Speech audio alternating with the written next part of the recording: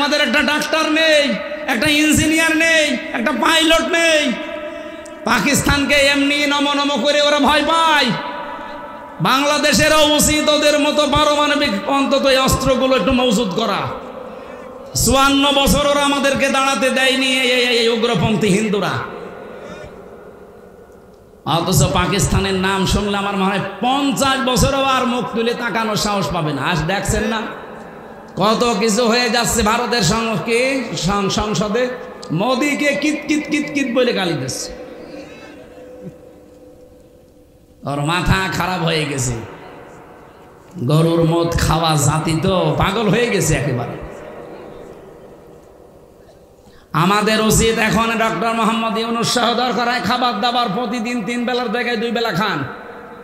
নবীজি নিজে বাড়ি ছিল খেড়ের, কলা কি খেজুরের পাতার, অথচ বাড়ির সামনে 9টা ঘোড়া বাঁধা থাকতো। কয়টা? ওগুলো খেলা করার জন্য। কিসের জন্য? তারা আমাদের কি আছে বলেন? পাকিস্তান ভারতের চাইতে মনে হয় কমপক্ষে 5 ডবল ছোট। চাইতে ভারত 29 ডবল, আর ভারত বাংলাদেশের চাইতে 3 ডবল। আপনি চিন্তা করতে পারেন এতটুকু একটা দেশ ভারতের কাছে কি, অথচ ওদের নারী পুরুষ যে যেখানে আছে দেখেছেন জীবন একেবারে বনিয়ানুম মারসুস নিয়ে গেছে। বনিয়ানুম মারসুস মানে কি? সীসা গলা প্রাচীরের মতো। একটা মেয়ে লোককে দেখলাম যে পাইলট নারী আয়শা, ও যাবার সময় সই করে গেছে খাতায়, আল্লাহর নামে আমি যাচ্ছি, ফিরে আসলে আসলাম, না আসলে গেলাম। ওর বাবার কাছে, বাবা আবার আর্মির চিফের কাছে বলেছে আমার এই মেয়ে যদি সামনে গুলি নিয়ে আসে তাহলে নিয়ে আসবা, মাটি দিয়ে দেব, যদি পেছনে গুলি নিয়ে আসে এরকম মেয়ে আমার দরকার নেই। ঠিক ওই বনিয়ানুম মারসুস এই অপারেশনে এটা সাকসেস হয়েছে। ওখানে যে আঘাত করে আবার ফিরে এসেছে। সুবহানাল্লাহ বলতে পারেন নাই? এমনি যুদ্ধ বিরতি ওরা চেয়েছে। এই শুকর খাওয়া জাতি শেষ পর্যন্ত নমস্কার করতে বাধ্য হয়েছে। আমাদের কাছেও বাধ্য হবে। আরে ভাই, বাংলাদেশে যেতে অনেক ছোট দেশ আছে, এই যে নেপাল আছে, ভুটান আছে, মালদ্বীপ আছে, সিঙ্গাপুর বাংলাদেশের চাইতে একটা সাতক্ষীরা জেলার মতো হবে না। আমি কয়েকদিন আগে ছিলাম। সিঙ্গাপুর বাংলাদেশের চাইতে কমপক্ষে 64 গুণ ছোট। এই সাতক্ষীরা এদিকে ওদিকে 100 কিলো হবে না, আর সিঙ্গাপুর মাত্র এদিকে ওদিকে 42 কিলো। এতটুকু একটা দেশ, অথবা বিশ্বের অত তামাম দুনিয়া এখন 10 নম্বরে আছে। দেশ বড় হলেই সব হয়ে যাবে তা না, ভেতরে মাল থাকা লাগবে। আমারও মাল তৈরি করতে চাই। নবীজির বাড়ি ঘর ভালো না, ঘোড়া কয়টা আর তরবারি জুলফিকার। আমাদের দেশকেও আমরা চাই এভাবে শক্তিশালী করতে। কাফেরদের সামনে আমরা মাথা নত করব না। মাথা নত করতে হলে আল্লাহর সামনে। এক কথা বল না কেন? এই জন্য আমাদের যোগ্যতা অর্জন করা দরকার। যেটা হাবিল বলেছিল আদম নবীর সন্তান, যে ভাই আপনারটা কবুল হবে কি করে, আপনার তো যোগ্যতাই নেই। ইন্নামা ইয়াতাকাব্বালুল্লাহু মিনাল মুত্তাকিন। এরপরে তিনি কয়েকটা কথা একটার পর একটা ভাইকে জানাচ্ছিলেন। বাংলাদেশ যারা দায়িত্ব পেয়েছে তারা বিভিন্ন রকমের সংস্কার চালাচ্ছে কমিশন গঠনের মাধ্যমে। নারীদেরকেও তারা সংস্কার করার জন্য 10 জন মেয়ে লোককে দায়িত্ব দেওয়া হয়েছিল। তারা এমন রিপোর্ট দিয়েছে 318 পৃষ্ঠা। আমি প্রায় পড়ে দেখেছি। এর ভেতরে কোরআনে কারিমের অলরেডি 10টা আয়াতের ডাইরেক্ট ভুল ধরা হয়েছে। এর বিরুদ্ধে নবীজির হাদিসের অনেকগুলো হাদিস, কয়েকশো হাদিসকে তারা অলরেডি অস্বীকার করেছে। এই জন্যে এই দেশের মুসলমানেরা প্রত্যেকে কমিশন মানা দূরের কথা, এর রিপোর্ট তো না, কমিশনই আমরা মানি না। যেহেতু সংস্কারের দায়িত্ব এমন মানুষকে দেওয়া দরকার যারা ও বিষয়ে অভিজ্ঞ। ওই মানুষগুলো আমার মনে হয় বৈশিষ্ট্য এবং বৈচিত্র্য এই দুইটা শব্দের পার্থক্য মনে হয় বোঝে না। নয়তো নারী আর পুরুষের ভেতরে বৈষম্য এবং বৈচিত্র্য এই সমস্ত বিষয়গুলো আল্লাহ দিয়েই পাঠিয়েছেন দুনিয়ায়। এমন কিছু কিছু জায়গায় আছে যেখানে পুরুষের সম্মান বেশি, যেমন আর রিজালু কাওয়ামুনা আলান নিসা। এই পৃথিবীতে পুরুষ মানুষকে আমি বানিয়েছি নেতা, আর মেয়েদেরকে বানিয়েছি তাদের আজ্ঞাবহ। এখন টায়ারের উপরে যদি টিউব চলে আসে, ও গাড়ি চলবে? বলেন তো। ওরা তো এইটা আরম্ভ করেছে, যেখানে যার স্থান সেই জায়গায় তাকে রাখা দরকার। আপনি আমেরিকার দিকে তাকান, ওরা জাতে মাতাল হলেও তাহলে ঠিক আছে।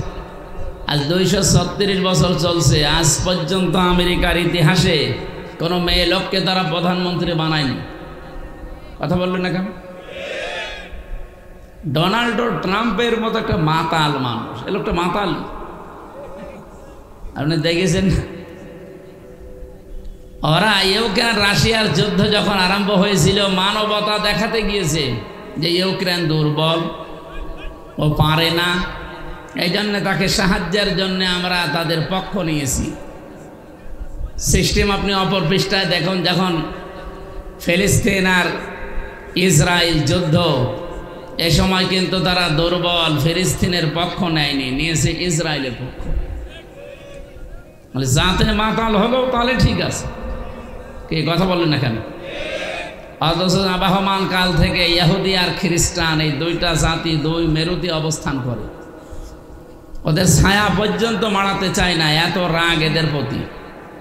কারণ খ্রিস্টানদের যে নবী দাবি করা হয়, হযরত ঈসা আলাইহিস সালাম, এই নবীকে ইহুদিরাই মেরে ফেলার জন্য সবচাইতে বেশি উদ্যোগ নিয়েছিল, এবং কি তারা প্রচারও করেছে যে আমরা মেরে ফেলেছি, যদিও মারা হয়নি। তিনি আকাশে আছে, আবার মুহাম্মদ রাসূলুল্লাহর উম্মত হয়ে আসবে ইনশাআল্লাহ। তা কে বুঝলেন আপনি এখান থেকে? এত রাগ তাদের উপরে, একে অন্যের ছায়া পর্যন্ত দেখে না। ওয়ালান তারদা আনকাল ইয়াহুদ ওয়ালান নাসারা হাত্তা তাত্তাবিআ মিল্লাতাহুম।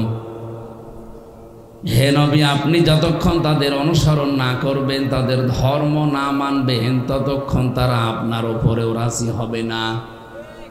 এই জন্য তার দেওয়ার আগে আল্লাহ লাং দিয়েছেন। মজারের আগে লান আসলে বাংলা অর্থ দাঁড়ায় জীবনেও হবে না। ওয়াকালাতিল ইয়াহুদু লাইসাতিন নাসারা ওয়াকালাতিল ইয়াহুদু, ইহুদিরা বলে এই পৃথিবীতে যারা খ্রিস্টান তারা কোনো ধর্মের উপরে নেই, কোনো পথেই নেই। খ্রিস্টান যারা আছে তারা একই কথা ওইভাবেই রিপিট করে। ইহুদি যারা, তারা কোনো ধর্মের উপরে কোনো রাস্তাই নেই। কি রাগ তাদের একে অপরের উপরে দেখেছেন? আবহমান কাল থেকে চলছে। অথচ আমরা বাস্তবে দেখতে পাই কি, এই পৃথিবীতে যখন মুসলমান টাইট করার সময় আসে, ওরা কিন্তু সব এক হয়ে যায়। আমেরিকা কোরআন শরীফ মানে না, কোরআনের নিয়ম নীতি বিশ্বাসও করে না, কিন্তু সূরা নিসারের 34 নম্বর আয়াতটা দেখেন, আজ 236 বছর তারা মেনে চলছে। আল্লাহর ঘোষণা ছিল আর রিজালু কাওয়ামুনা আলান নিসা, এই পৃথিবীর ময়দানে পুরুষ, এদের এমন এমন কিছু আল্লাহ দিয়েছেন যেগুলো নেতৃত্ব দিতে কাজে লাগে। এদের কাছে রাত দিন নেই। এই রাত এখন 10:30 পার হয়ে গেছে।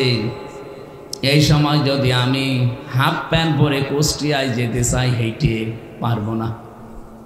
কথা বলে না কেন? হয়তো অন্য কোনো কিছুর সমস্যা আসতে পারে। ভূত পেতনি আমরা যেগুলো বিশ্বাস করি না, ভূত পেতনি বলে কিছু নেই, জিন আছে, জিন পরি আছে। এগুলো হয়তো ভয় দেখাতে পারে, আপনাকে ক্ষতি করতে পারে রাস্তায় রাতের বেলা, অথবা চোর ডাকাতে ধরতে পারে, কিন্তু আমার শারীরিক কোনো ক্ষতি হয়ে যাবে এরকম কোনো ভয় কোনো পুরুষ মানুষের পক্ষ থেকে অন্তত আমাদের আছে বলেন? কিন্তু আমার মতো 30 বছরের একটা যুবতী মেয়েকে হাফ প্যান্ট পরে আপনি কুষ্টিয়ায় যেতে বলেন তো এখন ওর বাপ পারবে? আর যদি যেতেও চাই ওর কিছু থাকবে? আল্লাহ পুরুষ মানুষকে এমন কিছু আলাদা জিনিস দিয়েছে যেটা মেয়েদেরকে দেয়নি, আবার মেয়েদেরকে আল্লাহ এমন কিছু দিয়েছে যেটা পুরুষকে দেয়নি। এই জন্য যার যার জায়গায় তার মর্যাদা আমার আল্লাহ ঠিক করে দিয়েছেন। এই যে সন্তানকে দুধ খাওয়ানোর দায়িত্ব, এটা কার? না, বাবা। আপনি আমার সাথে বেশি বলছেন। সূরা বাকারা 2 নম্বর পারার 17 নম্বর পৃষ্ঠার প্রথম নাম্বার লাইনে 233 নম্বর আয়াতের প্রথম অংশে আছে, ওয়াল ওয়ালিদাতু ইরদি'না আওলাদাহুন্না হাওলাইনি কামিলাইনি লিমান আরাদা আইয়ুতিম্মার রাদা। এখানে শব্দটা কিন্তু মুযাক্কার, পুরুষবাচক শব্দ।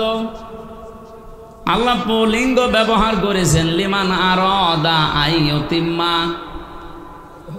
এই পৃথিবীর ময়দানে 2 বছর কমপক্ষে দুধ খাওয়ানোর দায়িত্ব এটা বাবার। কার? না, আপনি আলেম, এরকম হলে তো হবে। আপনি আলেম, হাফেজ। শুধু শব্দের দিকে খেয়াল করতে বলছে, আপনি দেখেন না পাশে আলেম বসে আছে। লিমান আরাদা আইয়ুতিম্মার রাদা, এ শব্দটা মুযাক্কার, পুরুষ শব্দ। দুধ খাওয়ানোর কথা বলে আল্লাহ পুরুষের নাম দিলেন কেন? পৃথিবীতে কোনো পুরুষ দুধ খাওয়াতে পারে? আল্লাহর এই আয়াতটা মিথ্যা? না মানে আপনাকে ঠিক করে দেওয়া লাগবে বলে। এই জন্যই তাফসীর মাহফিলে আসতে হয়।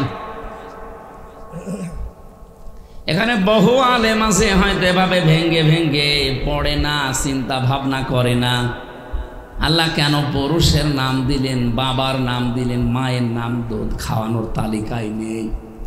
মা দায়িত্বটা পালন করে দেয় দয়া করে। কোনো মা যদি বলে যে না, সন্তানের এই দুধ খাওয়ার দায়িত্ব আমি নেব না, তার কোনো গুনাহ নেই।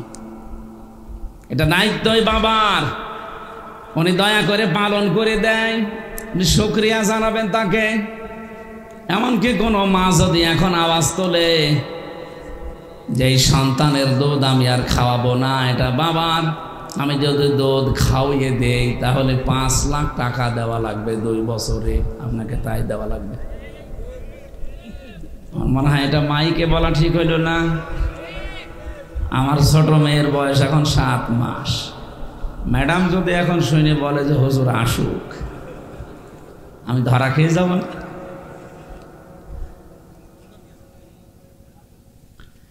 বাবাকে আল্লাহ রাব্বুল আলামিন সন্তানকে প্রতিপালন করা, বিশেষ করে পেটে রাখা, ডেলিভারির যে কষ্টটা সহ্য করা, বিজ্ঞান এখন প্রমাণ করছে কষ্ট পরিমাপ করতে হলে একটা যন্ত্র আছে।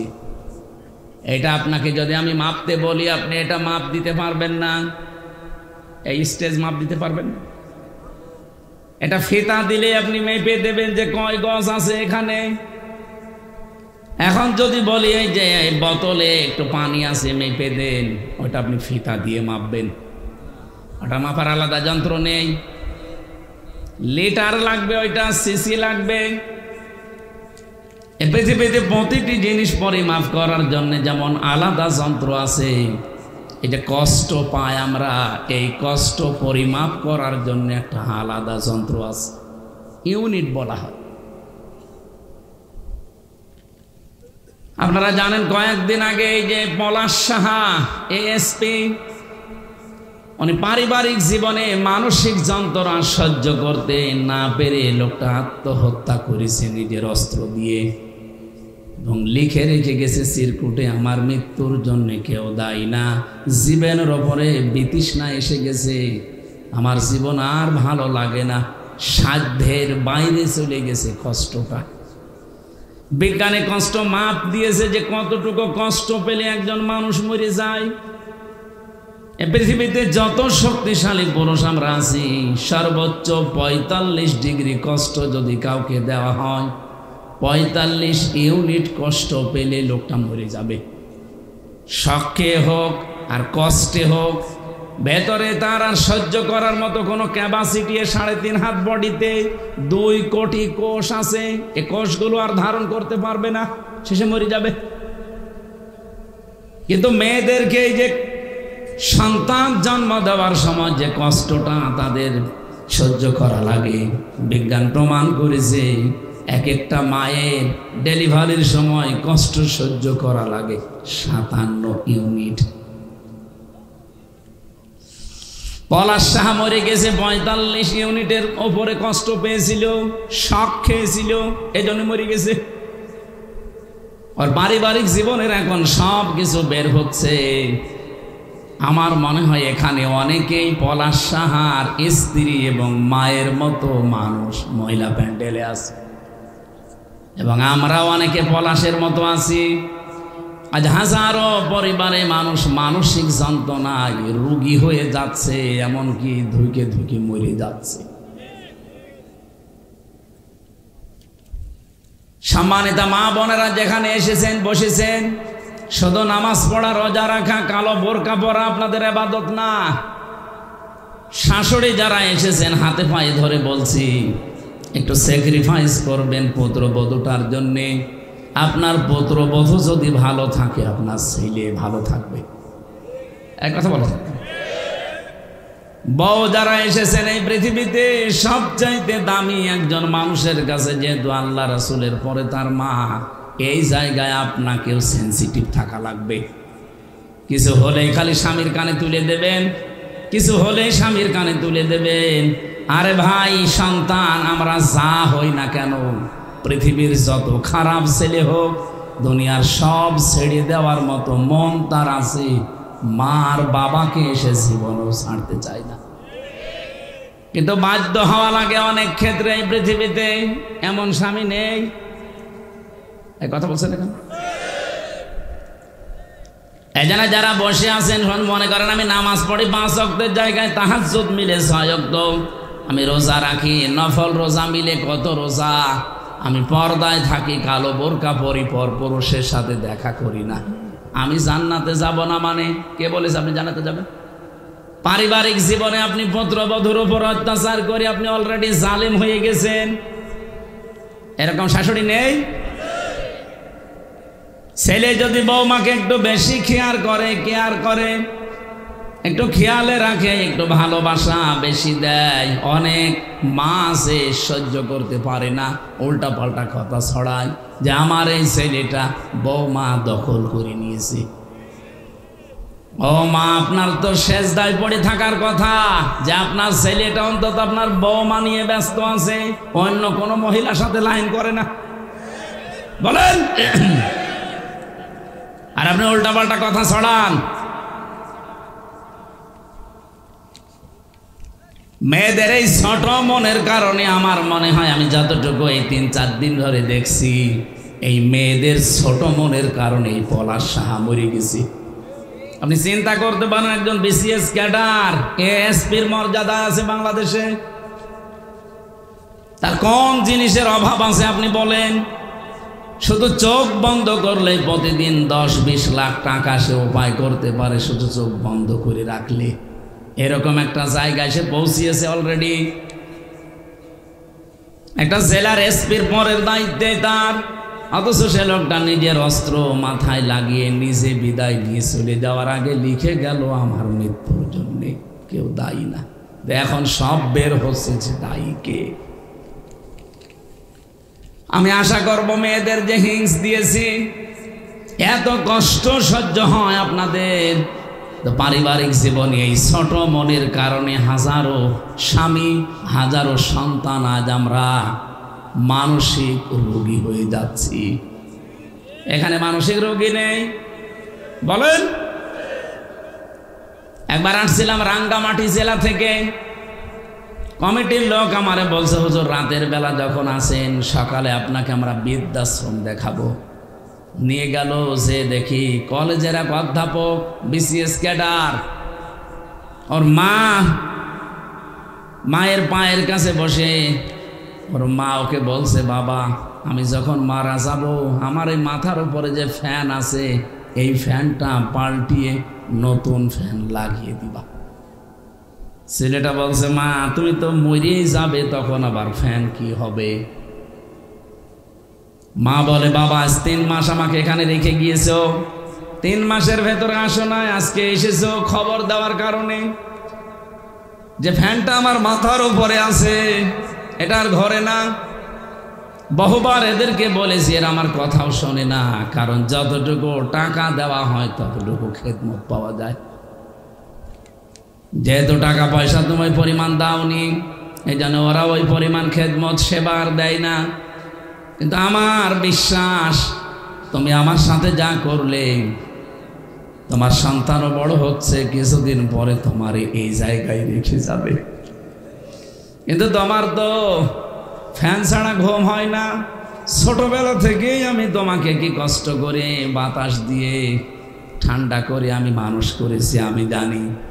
এই যে তোমার আগাম কষ্টের কথা জানিয়ে দিলাম, ফ্যানটা পাল্টিয়ে দিও, তোমারই ভালো হবে। ওই অবস্থা বলতে বলতে দেখি লোকটার হাতের উপরে ওর মা মরে গেল। হাও মাও করে কাঁদছিল। আমারে দেখে বলছে, হুজুর আমার উপরে খারাপ ধারণা করবেন না, এ দোষ শুধু আমার না, এ দোষ আমার স্ত্রীর। আমার 2টা ছেলে মেয়ে আছে। বারবার স্ত্রী আমাকে বলে, বুড়ি যদি বাড়ি থাকে আমি তোমার ভাত খাবো না, হয় একে রাখবা না আমারে রাখবা। শেষ পর্যন্ত আমি আর সহ্য করতে না পেরে 3 মাস আগে রেখে গিয়েছিলাম। বাবা আমার প্রায় 10-12 বছর আগে মারা গেছে। আজকে আমার হাতের ওপরে মাটা মারা গেল। পৃথিবীতে এখন আমাকে নাম ধরে ঢাকার মতো আর কেউ নেই। সাতক্ষীরাবাসী আমার তো মনে হয় শুধু কলেজের অধ্যাপক না, এখানে অনেক স্বামী আমরা ঠিক ওই রকম অসহায় বসে আছি। সম্মানিত মা বোনেরা, আমি আশা করছি আপনারা মনটা একটু ন্যারো মাইন্ডের করবেন না, ব্রড মাইন্ডের উদার করবেন। একটু ছাড় দেওয়ার মন মানসিকতা তৈরি করেন। দেখবেন পরিবারটা, আরে ভাই না খেয়ে তো কেউ মরে যায় না। শুধুমাত্র আপনার এই ছোট মনের কারণে অসুস্থ হয়ে আমরা কবরের দিকে চলে যাই।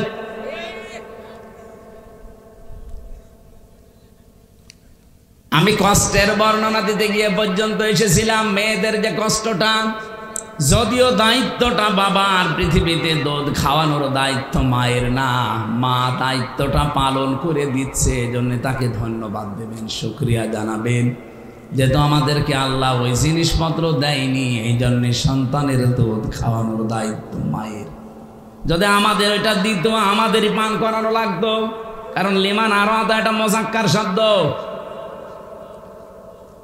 সাতক্ষীরাবাসী এবার আসেন যে কথা বলতে চাই। মায়ের এই কষ্টের পরে 3 নম্বরে দুনিয়াতে কমপক্ষে দুধ খাওয়ানো লাগে 2 বছর। পেটে নেওয়া, ডেলিভারির কষ্ট, দুধ খাওয়ানো, তামাম দুনিয়ায় এত কষ্ট কোনো পুরুষ মানুষ আজ পর্যন্ত করে নাই, করেছে? তার জায়গাটা আমার আল্লাহ আলাদা করে দিলেন 2 জনের। মায়ের জায়গা আলাদা, বাবার জায়গা আলাদা। মায়ের মর্যাদা 3 গুণ আমার আল্লাহ বাড়িয়ে দিয়েছেন কোরআনে কারিমে সূরা আহকাফের 15 নম্বর আয়াতে। হামালাতুহু উম্মুহু কুরহা ওয়া ওয়াদাতুহু কুরহা ওয়া হামলুহু ওয়া ফিসালুহু 30 শাহরা। এখানে 3টা কষ্টের কথা আছে। তোমার মা তোমাকে কষ্টের মনে কষ্ট সহ্য করে পেটে বহন করেছে, ডেলিভারির কষ্ট সহ্য করেছে, এমনকি 30 মাস কি 24 মাস পর্যন্ত তোমাকে পেটে নেওয়া আর দুধ খাওয়ানো, এগুলো মেলে প্রায় 30 মাস তোমার পেছনে শ্রম দিয়েছে। সালা সোনা সাহার 30 মাস। আমি যে কথা এখান থেকে আপনাদেরকে শিক্ষা দিতে চাই, এটা যেহেতু রেকর্ড হচ্ছে সারা বাংলাদেশে কালকে যাবে। জায়গা যেহেতু আলাদা, ক্ষেত্রটা আল্লাহ আলাদা করে দিয়েছেন, এই জন্য দায়িত্ব আমাদের আলাদা আলাদা। আমেরিকা কোরআন বিশ্বাস করে না, নবীজিকে বিশ্বাস করে না, ওরা প্রকাশ্য শত্রু মনে করে। কিন্তু দেখেছেন কোরআনের আয়াত থেকে এই শিক্ষাটা আজ 236 বছর ওরা মেনে চলছে। এই জন্য ওরা দাঁড়িয়ে গেছে। অন্তত অর্থনৈতিকভাবে ওরা দাঁড়িয়ে আছে, সামরিকভাবে দাঁড়িয়ে আছে, বিশ্বের মানচিত্রে আজ তারা মোড়ল। আর আমরা মুসলমানের আছে যেখানে আছি দেখেন, দাঁড়ানো দূরের কথা, উঠে বসতেও পারি নাই। তামাম পৃথিবীতে সবচাইতে বেশি নিগৃহীত, সবচাইতে বেশি অপমানিত, অপদস্থ, না খেয়ে থাকার তালিকায় যাদের নাম, তারা মুসলমান। কারণ নেতৃত্বের জায়গাটা যেখানে যাকে দরকার ওই জায়গায় আল্লাহর নিয়ম রাসূলের নিয়মটা আমরা মানি নাই। এই আয়াতের পক্ষে একটা হাদিস পেয়েছি, আল্লাহর নবী বরহুম ইমরাতুন, বুখারী শরীফের হাদিস। নবীজি বলেন ওই জাতি কখনো সফল হচ্ছে না, হবে না, যেই জাতি তার নেতৃত্বের দায়িত্ব কোনো মহিলাকে দিয়েছে। ৫৪ বছর এই দেশটা স্বাধীন হয়েছে, বলেন তো দায়িত্বে যারা ছিল মহিলা বেশি না পুরুষ? আমরা দাঁড়াবো কি করে? আপনি কোরআনের বাইরে নিয়ম মেনে, হাদিসের বাইরে নিয়ম মেনে জীবনেও দাঁড়াতে পারবেন না। আমেরিকা কোরআনের নিয়ম মেনে দাঁড়িয়েছে, যদিও বিশ্বাস করে না। হ্যাঁ, মেয়েদের যে সম্মান মর্যাদা, এ পৃথিবীতে যত রহমত আল্লাহ দিয়েছেন, ১ নাম্বার রহমতের নাম হচ্ছে কোরআন, ২ নাম্বার রহমতের নাম নবী মুহাম্মদুর রাসূলুল্লাহ, ৩ নাম্বার রহমতের নাম এসেছে মেয়ে লোকের, তার মানে মা। সুবহানাল্লাহ বলতে পারেন? এ মায়ের পেট থেকে যারা আমরা আসি, নারী হোক আর পুরুষ হোক, হাদিস বলছে কোন পুরুষ মানুষ যদি মায়ের পেট থেকে ঘরে আসে, ওই ঘরে রহমতের ফেরেশতা আসে, কথা কোরআন হাদিসে নেই। আছে? নেই। কিন্তু কোন মেয়ে যদি আসে, সঙ্গে সঙ্গে ৪ জন রহমতের ফেরেশতা আল্লাহ পাঠিয়ে দেয়। ৪ জন এসে এই মেয়েটার মাথার উপরে হাত বোলাতে থাকে, ডাক দিয়ে বলে দুর্বল দেহটা একটা দুর্বল দেহ থেকে বের হয়ে এসেছে, এই মেয়েটার উপরে যারা 3টা দায়িত্ব পালন করবে, ১ নম্বরে তাকে ভালোবাসবে, ২ নম্বরে তাকে শিক্ষা দিয়ে তার পেছনে খরচ করবে, ৩ নম্বরে তাকে সৎ পাত্র দেখে পাত্রস্থ করবে, কিয়ামত পর্যন্ত আল্লাহর রহমত তার সাথে থাকবে। কথাটা আপনি একটু খেয়াল করেন, আল্লাহর নবী কিন্তু বলেন নাই যে মরণ পর্যন্ত তার সাথে আল্লাহর রহমত থাকবে না। ইলা ইয়াউমিল কিয়ামাহ, কিয়ামতের ময়দানেও যদি এই মেয়ের, এই কন্যার, এই বোনের যারা দায়িত্বে আছে, এই গার্জিয়ানরা বিপদে পড়ে যায়, এই মেয়ে লোকটার কারণে কিয়ামত পর্যন্ত আল্লাহ বাঁচিয়ে দেবে।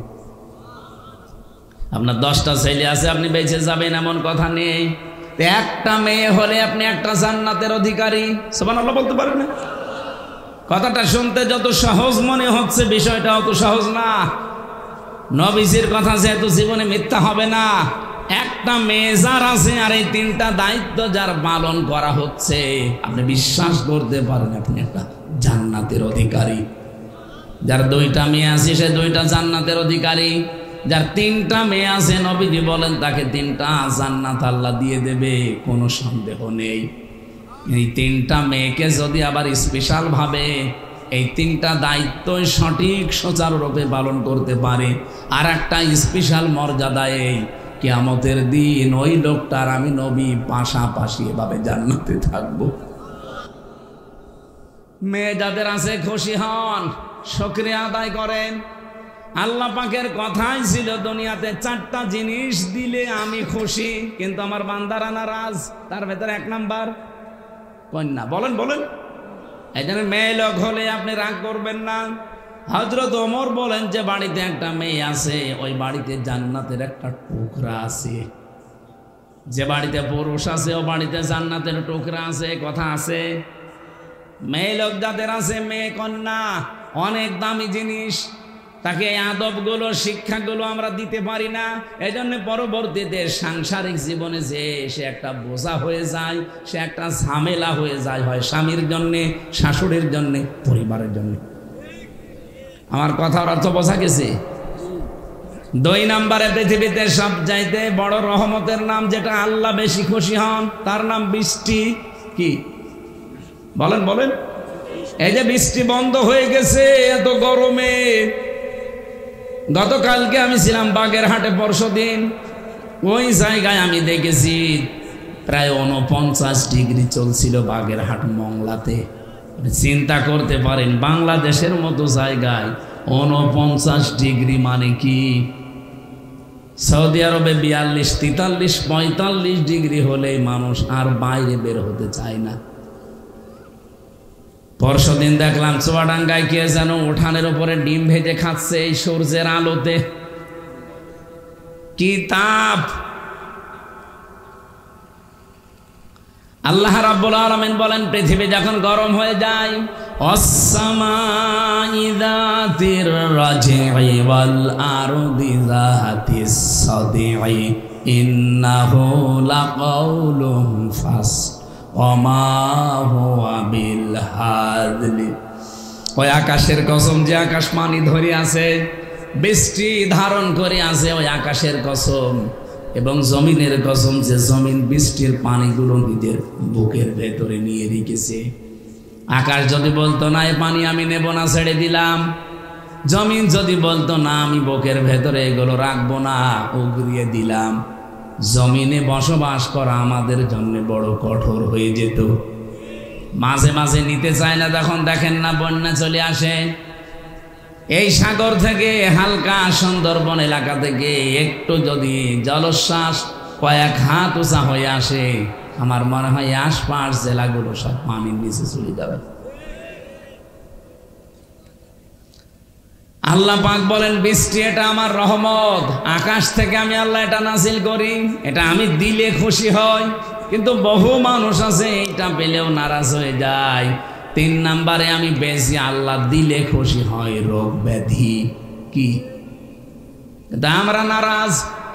আরে ভাই রোগ ব্যাধি আপনি বোঝেন, এই পৃথিবীতে যত রহমত আল্লাহ ভালোবাসে যা, তার ভেতরে রোগ ব্যাধি একটা। আল্লাহ চায় আপনি যেন নিষ্পাপ হয়ে তার কাছে হাজিরা দেন। যেভাবে নিষ্পাপ বানিয়ে আল্লাহ পাঠিয়েছিলেন আপনাকে, ওইভাবে করে নিতে চাই। এই জন্য দুনিয়ায় কোনো ছোটখাটো অপরাধ হয়ে গেলে রোগ ব্যাধি রোগ শোক দিয়ে ওগুলো পুরাটা পরিষ্কার করে আপনাকে নিতে চায়। এই জন্য ইমানদারের যদি জ্বর হয় তার গোনা মাফ হয়, ও যদি হোঁচট খেয়ে বড়িয়েও যায় তার গোনা মাফ হয়। সুবহানাল্লাহ বলতে পারেন নাই? যাদের রোগ শোক হয় রাগ করবেন না, আল্লাহর উপরে বিরক্ত হবেন না। আরে ভাই দুনিয়ার এই ছোট্ট জীবনে যা হয় হয়ে যাক, আমার বিশাল জীবন পড়ে আছে যার শুরু হবে কোনোদিন শেষ নেই। 4 নম্বরে আল্লাহ সবচাইতে বেশি ভালোবাসে ওই জিনিস, তার নাম মেহমান। কি বললাম? মেহমান পাঠালে আল্লাহ খুশি হয়। আর আমরা 4টা জিনিস আল্লাহর নবী বলেন এই পৃথিবীতে আমার আল্লাহ বেজার হয় কিন্তু মানুষ খুশি হয়। তার 1 নম্বরে যৌতুক। এলাকায় তো নেই। যৌতুকের টাকা খাওয়ার পায়খানা খাওয়া সমান কথা না। না, পায়খানা খেলে 1টা গোনা হবে কবিরা গোনা, আর যৌতুকের টাকা যদি কেউ নেন 2টা গোনা হবে। 1 নম্বরে জুলুমের গোনা, 2 নম্বরে কবিরা গোনা। যে 99টা কবিরা গোনার তালিকা আছে যৌতুক তার ভিতরে 1 নম্বরে। এটা হিন্দুদের জীবন থেকে এসেছে, ওদের ধর্মীয় রীতিনীতি। সাতক্ষীরাবাসী মুসলমান আমরা এখানে বেশি, সুতরাং আজকে থেকে আপনি নামাজ যারা পড়েন, আল্লাহ রাসূল বিশ্বাস করেন, তাওবা করেন যে জীবনে কোনোদিন আর আত্মীয় স্বজনের ভেতরে যৌতুক থাকলে আমি ওখানে নেই। যৌতুক থাকলে সে নিজের আপন ভাইয়ের মেয়ের বিয়ে হোক আপনি বাদ দিয়ে দেবেন, যেভাবেই হোক এই যৌতুক প্রথা তুলে দেওয়া লাগবে। এটার জন্য যারা সামাজিকভাবে, পারিবারিকভাবে, রাষ্ট্রীয়ভাবে চিন্তা ভাবনা করবে, কারণ সবচাইতে বেশি নারাজ আল্লাহ যৌতুক নিলে হয়ে যায়, আর সবচাইতে বেশি খুশি হই আমরা এই যৌতুক পেলে। না এলাকায় যৌতুক নেই? যৌতুকের টাকা নিয়েছেন কারা কারা হাত তোলেন তো। আন্দাজে বললেন যে আছে, আমি তো জানি সাতক্ষীরা এসব নেই। আরে ভাই আপনি কি নামাজ পড়েন আমি তো বুঝি না, কিসের রোজা রাখেন? এটা যদি আপনি হারামটায় খান তাও পায়খানা খাওয়ার চাইতেও ডবল গুনাহ। বলেন নাউজুবিল্লাহ। 2 নম্বরে বিশ্ব নবী বলেন এই পৃথিবীতে আল্লাহ সবচেয়ে বেশি নারাজ হয় গীবত করলে, আর মানুষ গীবত করে খুব খুশি। গীবত মানুষের কাছে ঘি ভাতের মতো লাগে। বাংলাদেশে গীবত তো আছে, সবচেয়ে বড় অপরাধ গীবতের উপরে যেটা তহমত, ওইটা বেশি। এই কথা বলেন না কেন? এই বাংলাদেশে এখন সবচেয়ে বেশি গীবতের চাইতে তহমতটা। এই যে মাহফুজ আলম নামে যেই লোকটা, এটা অসুস্থ মানুষ, একটা অবৈধ উপদেষ্টা। এই জন্য আমার প্রথম কথা কি ছিল যে উপদেষ্টা পরিষদ বোরাটা ভেঙ্গে দেন, কোনো দরকার নেই ছাতাগুলো চেয়ারে বসিয়ে টাকা দেওয়া। এদের কেন সরকারি টাকা দিয়ে তেল কিনে দেওয়া লাগবে, গাড়ি দেওয়া লাগবে, কোয়ার্টার দেওয়া লাগবে? কোন কারণে? কোনো দরকার নেই এগুলো। চেয়ারম্যান ছাড়া, মেম্বার ছাড়া, মেয়র ছাড়া, এমপি ছাড়া যদি দেশ চলতে পারে, উপদেষ্টা ছাড়াও চলবে, কোনো অসুবিধা নেই। খালি যে দুইজনের নাম বললাম, দুইজনকে বসিয়ে রাখেন, একজনকে রাষ্ট্রপতি, একজনকে প্রধানমন্ত্রী, ঠিক দেশ চলবে। আর পাশাপাশি যেহেতু যারা জীবন দিয়ে গেল, তাদের জীবনের উদ্দেশ্য ছিল যে আমরা বৈষম্য চাই না। আর পৃথিবীতে বৈষম্য দূর করার জন্য আল্লাহ যেটা দিয়েছেন তার নাম কোরআন। ইন্নাল্লাহা ইয়া'মুরু বিল আদলি ওয়াল ইহসান, অবশ্যই আমি আল্লাহ তোমাদের সবাইকে নির্দেশ দিলাম ন্যায় বিচার কায়েম করো। কি বিচার? এই যে আদল শব্দটা আল্লাহ দিয়ে আরম্ভ করলেন, আদল কি? তাফসিরে আমি ফি জিলালিল কোরআন আর খাজেনে পড়েছি, আদল তিন প্রকার। মামান আল আদাল লুগাতান শারহান। এক নম্বরে মানুষ আদল করবে, ন্যায় বিচার করবে আল্লাহর সাথে, যেটা রূহের জগতে স্বীকৃতি দিয়ে এসেছিল। মানুষ সবাই আমরা বলে এসেছি বলো বালা, হে আল্লাহ তুমি আমাদের রব। এই কথাটা যেন মরণ পর্যন্ত ঠিক থাকে, এইটার নাম আল্লাহর সাথে আদল। কথা বোঝা গেছে? আপনি নিজের থেকে বলেন তো আল্লাহর সাথে আপনার আদল হচ্ছে না? আল্লাহ যখন বলেছিলেন আলাস্তু বিরাব্বিকুম, আমি কি তোমাদের রব না? সবাই বললাম ক্বালু বালা, অবশ্যই আপনি আমাদের রব। তো দুনিয়ায় এসে যখন রবের বিধানগুলো আপনি মানেন না, তখন আল্লাহর সাথে অবিচার হয় না ন্যায় বিচার? বলেন বলেন, অবিচার হচ্ছে। অথচ এই মানুষটা এখন মারা যাক, আমি এখন ইনারে কবরে দিয়ে আসলে ওনাকে ফেরেশতা বলবে মার রব্বুকা, তোমার রবকে। উনি তো বাঙালি মানুষ, একবারে বলে ফেলবে রব্বি আল্লাহ, আমার রব আল্লাহ। ফেরেশতা কিন্তু উল্টা প্রশ্ন করবে, ওই রব আল্লাহ মানে? রব মানে কি? রবের 19টা অর্থ আছে, সামারাইজ করে 5টা বলেছি আমি। রব মানে প্রথম নম্বরে সৃষ্টিকর্তা, রব মানে আইনদাতা। আন্দাজে যে একবারেই বলে ফেললে আমার রব আল্লাহ, যে দেশে বাস করতে 56,000 বর্গ মাইলের বাংলাদেশে রবের কোন আইনটা ছিল একটু বলো দেখি। আমার মনে হয় বাংলার বহু মানুষ কবরে গেলে ধরা খাবে। আমার কথা বুঝতেছে? হচ্ছে না আমাদের। আমি আপনাকে বাঁচাতে চাই, রব আগে ঠিক করেন। তাহলে আল্লাহর সাথে আদল 1 নম্বরে নেই, 2 নম্বরে রাসূলুল্লাহর সাথে আদল। আল্লাহর নবীর সাথে ন্যায় বিচার কি? বিশ্ব নবী তার 63 বছরের কমপক্ষে 23টা বছর আমাদের জন্য আদর্শ রেখে গেছেন। আপনি যদি আগের 40 বছর না মানেন অসুবিধা নেই, কিন্তু বাকি 23 বছর নবুয়তের জিন্দেগির 1 সেকেন্ডও যদি কেউ অস্বীকার করে, বলে না এত ঝামেলা করা যায়, সঙ্গে সঙ্গে লোকটা বেঈমান। এ বাংলাদেশে বহু মানুষ নবীজির 13 বছরের জীবন মানতে চায়, মক্কার জীবনটা, কিন্তু মদিনার জীবন উনি 10 বছর কোরআন দিয়ে রাষ্ট্র চালিয়েছেন। এটার কথা বললে কেমন যেন রাজনীতি মনে করে। আপনার 13 বছরের কথা বললে খুব ভালো লাগছে, ওই 13 বছর নবীজির জীবনী, বাকি 10 বছর নবীর জীবনে ছিল না। তাহলে ওনাকে যদি ন্যায় বিচারে আনতে হয়, মাস্ট বি আপনাকে তার উপরে আদল করতে হলে পুরা 23 বছর মানা লাগবে। আর 23 বছর আমরা যখন পুরাটা মানতে চাই, তখন আমাদের পেছনে কাটি দেয়। 3 নম্বরে মানবতার সাথে ন্যায় বিচার হচ্ছে না। এটাও আমি যে তহমতের কথা তুললাম কেন জানেন? বাংলাদেশে একটা মাজলুম দল, আপনি কি মনে করেন আমি জানি না, জামাত ইসলামী একটা মাজলুম দল না? তাদের উপরে এই মাহফুজ আলম নামে এরা কোলাঙ্গারি বলা দরকার। এ শয়তান যে কথাগুলো লিখে লিখে পাঠাচ্ছে একটাও কি এদের উপরে যায়? সবগুলো তার প্রতিহিংসা।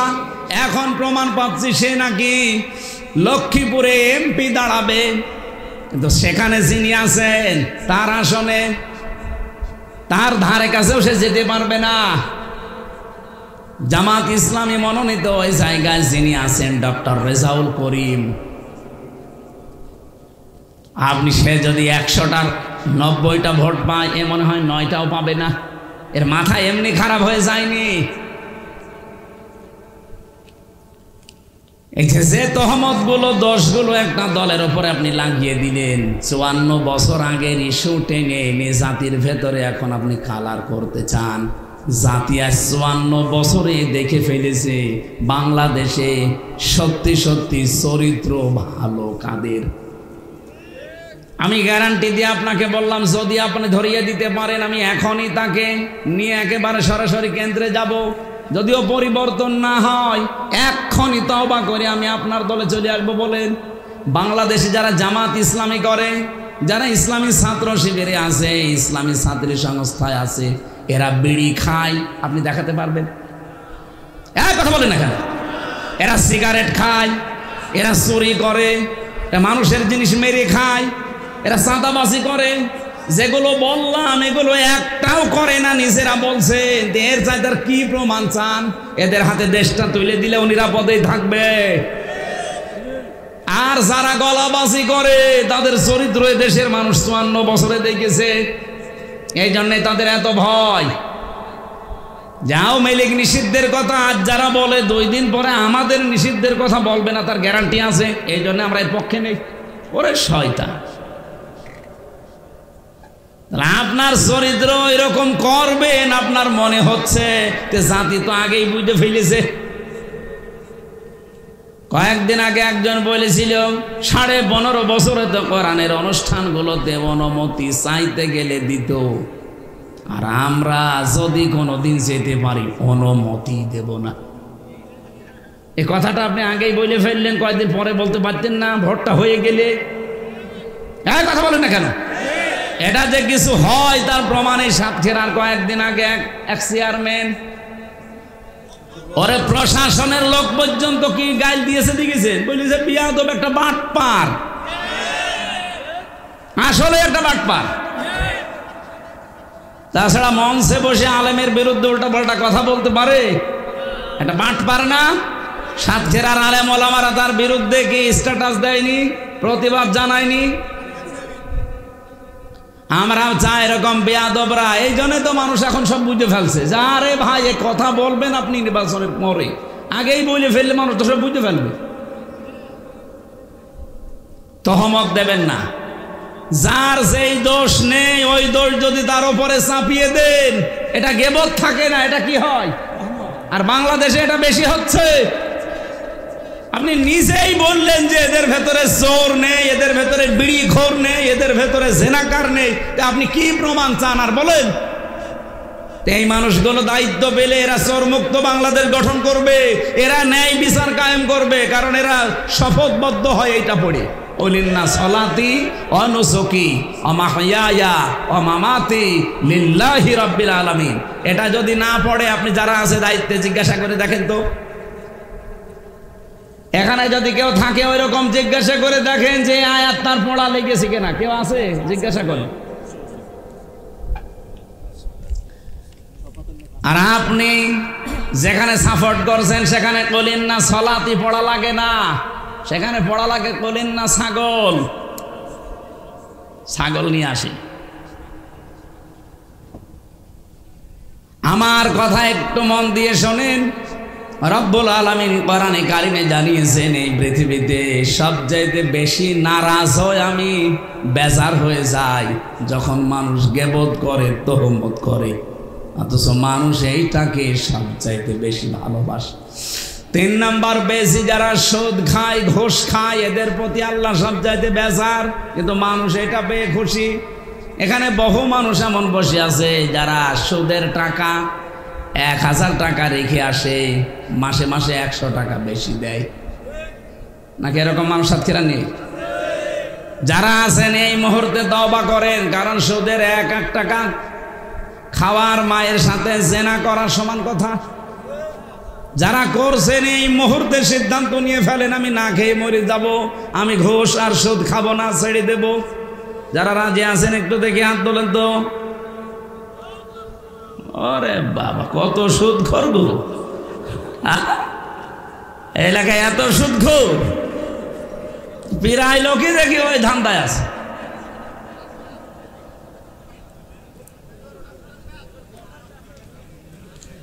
চার নম্বরে বেশি, বিশ্ব নবী বলেন এই পৃথিবীতে সবচাইতে বেশি আমার আল্লাহ মন খারাপ করে, বেজার হয় মিথ্যা কথা বললে, আর সবচাইতে বেশি মানুষ শান্তি পায় মিথ্যা কথা বলে। বলেন তো 15.5 বছর যারা টিকে ছিল এরা কি সত্যের উপরে না মিথ্যার উপরে? বলেন বলেন, এটা আমি নিজে তার প্রমাণ না। 3টা বছর ওরা আমাকে আটক করে রেখেছিল ফাঁসির কন্ডেম ছেলে, সত্য দিয়ে না মিথ্যা দিয়ে? যে মামলা দিয়েছিল মামলা পর্যন্ত মিথ্যা, যে সাক্ষী দিয়েছে সাক্ষী মিথ্যা। এমনকি গতকালকে প্রমাণ হয়েছে মাওলানা মতিউর রহমান নিজামীকে যাদের কথা শুনে ফাঁসি দিয়েছে, ওই মিথ্যা সাক্ষী যারা দিয়েছে তারা এখন বলছে আমাদেরকে যা শিখিয়ে দিয়েছে আমরা তাই বলেছি। এমনকি আমার পক্ষে 4 জন সাক্ষী নিয়ে গিয়েছিল আমার বিপক্ষে কুষ্টিয়া থেকে। আমি জেল থেকে বের হয়ে আগস্টের 5 তারিখের পরে তাদের বাড়িতে যেয়ে বললাম, আপনারা এমন মিথ্যা কথা কোর্টে আমার বিরুদ্ধে বলতে পারলেন? হুজুর আমার কিছু করার নেই, আমার টাকা দিয়েছিল, টাকাটা হালাল করা লাগবে না, এই কারণে আমি কথা বলেছি। ঠিক আছে, টাকা আপনি নাই হালাল করে মিথ্যা সাক্ষী দিলেন, আমার যে 12টা বেজে গেল। এই জন্য মিথ্যা ছাড়া লাগবে। 33 বছর এখন আমার বয়স, আমি যদি 18 বছর থেকে ভোট দেওয়া আরম্ভ করতাম, আল্লাহর কসম আমি 3 বার ভোট দিতে পারতাম। পারতাম না? একবারও পারি নাই। তার মানে এই 3টা বছর যারা 3টা গ্রামে যারা দায়িত্বে ছিল, এই 15 বছর প্রত্যেকটা সত্যের উপরে না মিথ্যার উপরে? পুরাটা মিথ্যার উপরে ছিলেন। এই জন্য মিথ্যা ছাড়া লাগবে। মিথ্যা কথা, মিথ্যা কাজ, মিথ্যা কর্মকাণ্ড যত কিছু আছে, এমনকি মিথ্যা ওয়াদা পর্যন্ত বন্ধ করা লাগবে। এখন মৌসুম আসতেছে ওয়াদার, বহু মানুষ দেখবেন মিথ্যা ওয়াদা দেবে না, এই এলাকায় দেয় না। এই 4টা কাজে আমার আল্লাহ নারাজ, আর 4টা কাজে সব চাইতে বেশি খুশি হয়, অথচ আমরা ওই 4টা জিনিস পেলে নারাজ, আর আল্লাহ যে 4টা জিনিস পেলে খুশি হন, বেজার হন, এই 4টায় আমরা নিজেরা খুশি। আল্লাহ আমাদেরকে আল্লাহর পছন্দনীয় যে 4টা জিনিস, এগুলো পেয়ে আনন্দ করার তৌফিক দেন। আমিন।